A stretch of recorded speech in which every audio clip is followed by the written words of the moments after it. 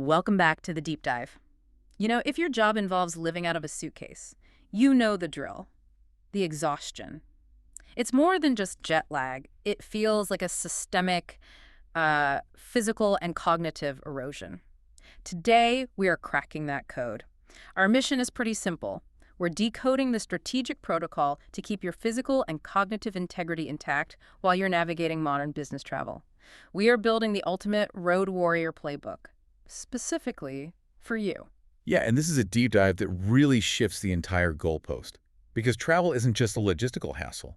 In occupational health, there's a specific name for the chronic stress. From the weird schedules, the time zone shifts, the poor sleep, they call it the allostatic load. Allostatic load, so it's the cumulative damage. Exactly. It's the wear and tear that threatens your long-term stability and performance. Hmm. So we stop thinking about setting personal bests on the road. The goal shifts completely. It becomes about mitigating depreciation. I like that framing, mitigating depreciation. You're just focused on maintenance, cognitive clarity, and being ready the second you step off that plane. And we're pulling all of this from the comprehensive resource on sundry.com. These aren't just, motivational tips or things that rely on willpower. These are science-backed hacks. They're designed to trick your biology into cooperating with your schedule. Well, if you see your physical and mental condition as just necessary overhead for your professional success, then you realize that skipping these protocols isn't a perk. It's genuinely bad asset management. Okay, let's start with the big one. The one thing that ruins more trips than flight delays, the misalignment of your internal clock. We need to talk about the temperature minimum, or Tmin. How does this one specific point become the fulcrum for managing jet lag? So your Tmin is simply the lowest point your core body temperature hits over a 24-hour cycle. And crucially, this usually happens about 2 hours before your average natural wake-up time. Okay, so if I'm a 7-point EM riser, my Tmin is around 5:00 a.m. Typically, yes. And that precise moment acts as the physiological anchor for your master clock. It's the marker that determines how your body reacts to light. Right, so we know the Tmin is the lowest point. But why is the timing of light exposure relative to that dip so absolutely critical? That timing maps directly onto what scientists call the phase response curve. Huh. Think of it like a dial. Light is the input, and depending on when you apply that light relative to your Tmin, you either push your clock forward or you pull it back. So let's take the easy one first. Flying west. We need to delay the clock. Exactly. You chase the sun, you seek out bright light in the new time zone's evening to tell your brain, hey, it's not bedtime yet. That makes intuitive sense. But every road warrior knows the eastbound trip is the killer. Flying east forces you to advance the clock, and that's where the rules just flip entirely. They become completely counterintuitive, and this is where most people get it wrong. For an eastward shift, the sundry.com protocols are very clear. You have to avoid light before your Tmin has passed, and then aggressively seek bright light immediately after it's passed. It's a targeted manipulation of your suprachiasmatic nucleus, your master clock. Okay, let's walk through the exact protocol here, because this is the actionable insight. Let's say I fly from New York to London. I land at 10 a.m. London time. My body thinks it's 5 a.m. right at my Tmin. If I just rush out into the bright London daylight, I'm making a huge mistake, aren't I? A huge mistake. You've exposed yourself to light at Tmin, which tells your body to push the clock backward, making your jet lag worse. The required protocol is often to stay in low light. Wear dark sunglasses. You do this until that Tmin has definitely passed, which might not be until, say, noon or even 1:00 p.m. London time. So you're deliberately blinding yourself for a few hours. You are. It's light manipulation. That's what wins the battle, not toughness. Okay, so let's say we master the clock. What happens when we actually try to sleep in that new hotel room? Because even when I'm exhausted, I still get that fragmented, low-quality rest. Ah, that's the first night effect, or FNE. And it's a documented physiological thing. In a new environment, your brain, specifically one hemisphere, usually the left, it stays partially alert. Like a night watchman. Exactly. It's an evolutionary holdover. An ancient defense mechanism keeping one eye open for predators, basically. It just leads to shallow, unrefreshing sleep. So we can't eliminate it, but the playbook says we can dampen that vigilance response by reducing the novelty signal. How do you trick this hypervigilant brain of ours? You introduce what's called olfactory anchoring. Your sense of smell, the olfactory bulb, it has a direct line to the limbic system. That's where you process safety and emotion. So you bring a familiar, deeply ingrained scent, a specific pillow mist, a travel candle, even a used t-shirt. It tricks the brain into recognizing the room as familiar territory. It's a simple input for a really complex biological outcome. That's a genius hack. Oh, yeah. The second strategy the protocol mentions is acoustic engineering. This is more than just demanding silence. Yeah, silence can actually be a problem because those intermittent hotel noises, a door slam, a toilet flush, they're huge vigilance triggers. You need colored noise to mask those spikes. And sundry.com specifically distinguishes between pink noise, which mimics steady rain and is shown to enhance deep sleep and memory. And brown noise, which I find really interesting for, our listener profile. Brown noise is a much deeper rumbling sound. Think like a heavy waterfall or a low roar. It's often preferred by analytical, hypervigilant minds. It's just highly effective at quieting that internal racing mind that comes with high-stress travel. It just locks out the cognitive chatter. Okay, transitioning to the physical side of depreciation, let's talk about the myth that you need a fully equipped hotel gym. The protocol introduces this zero-option philosophy. The whole premise is that you have to be able to generate a full metabolic signal in a confined space with zero equipment. If you can't, you're always dependent on external factors, and eventually that system fails. The goal isn't hypertrophy, it's structural balance and fleshing out hormones. And why structural balance specifically? What's the physical toll travel takes? Travel imposes a very specific damaging shape on the body. We sit for hours, which shortens the hip flexors. It leads to what's called gluteal amnesia, where your glutes just check out, and it stiffens your thoracic spine from hunching over screens.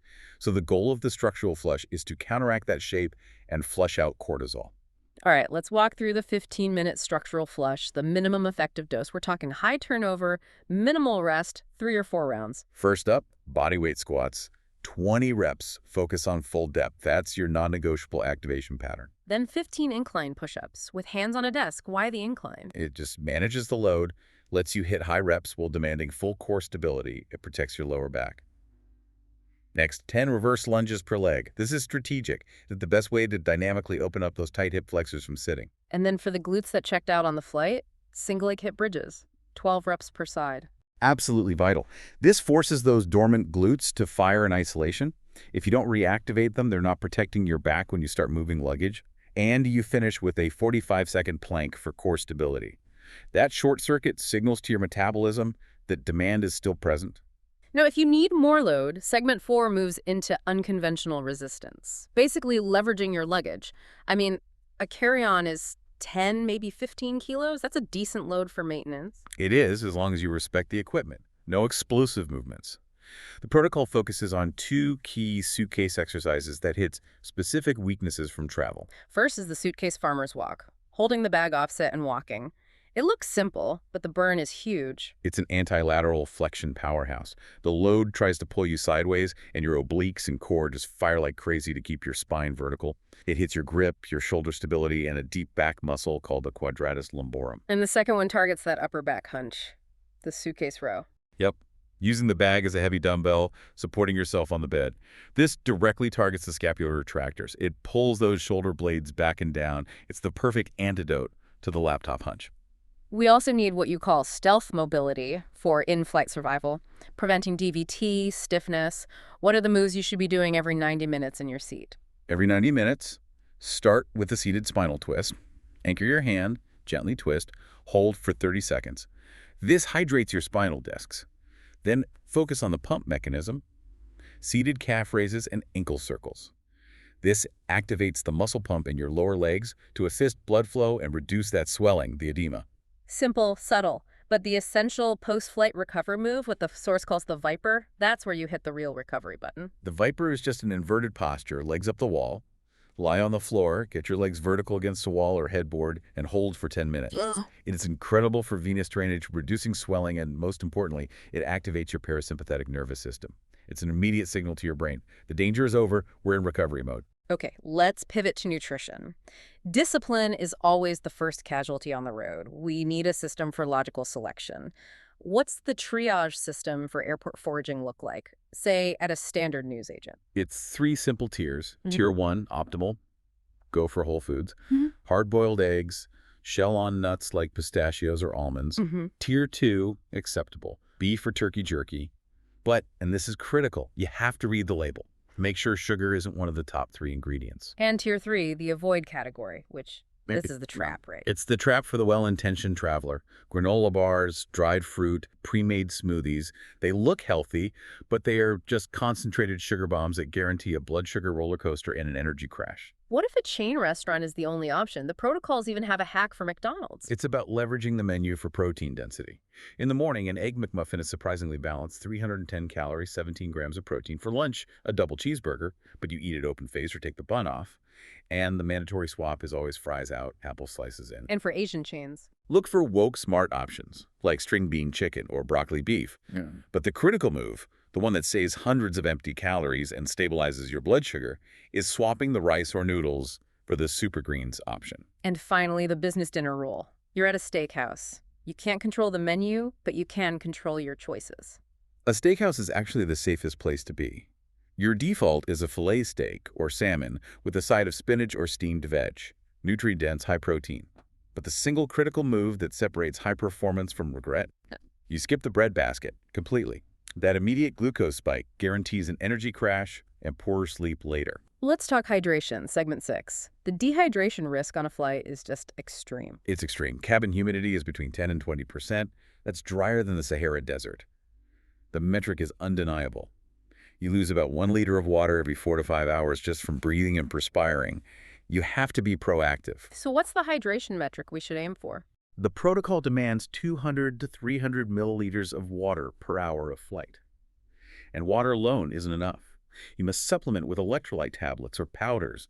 This isn't for flavor. It's to ensure you retain the fluid and support neurological function. And the 1-to-1 rule for alcohol. Because sometimes social capital demands a drink. You have to view alcohol as a necessary evil to be managed. It just decimates your REM sleep. It suppresses your heart rate variability. So if you have to drink, you follow the 1-to-1 protocol religiously.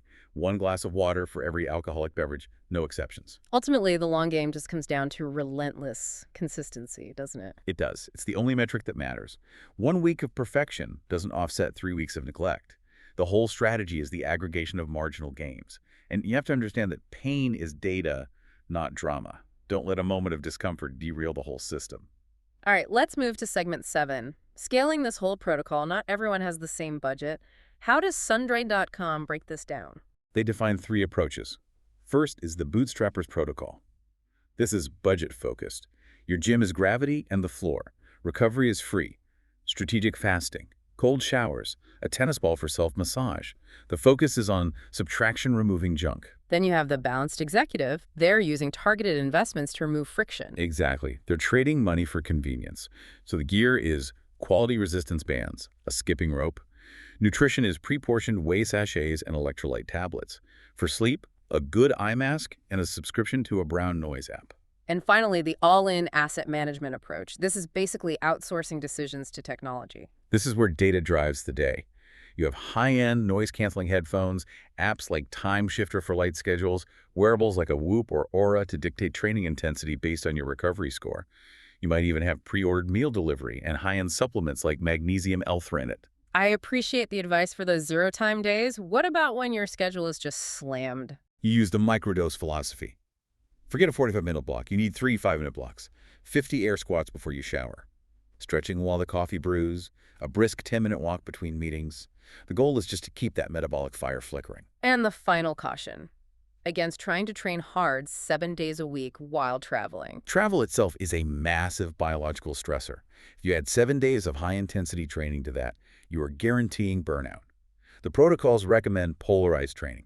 3 hard days resistance, HIIT, and 4 soft days, long walks, mobility yoga. The soft days are there to support the hard days and manage your total stress load. Okay, to wrap this all up, let's hit the executive summary. What are the top 3 most actionable takeaways from this entire protocol? First, respect the Tmin. Manage your light exposure based on your body temperature minimum, not the clock on the wall. Second, hydrate by metric. Aim for that 250 to 300 milliliters of water with electrolytes per hour in the air. And third, protein first. Anchor every single meal around a quality source of protein. And maybe the most profound concept here is creating what you call non-negotiable anchors. Systems survive where willpower fails. You have to choose 2 behaviors that happen no matter what. Remove the decision, for example. I always perform 10 minutes of the Viper upon arrival, and I never consume anything but water on a flight. Make it automatic. Remember, professionals in any field, they rely on data, not just feeling. Your body is giving you data constantly, whether that's a recovery score from a wearable or just listening to how stiff your back is. So how can you start using that data to decide if today you should stretch instead of sprint? Keep that long game in mind. Thanks for joining us for the deep dive.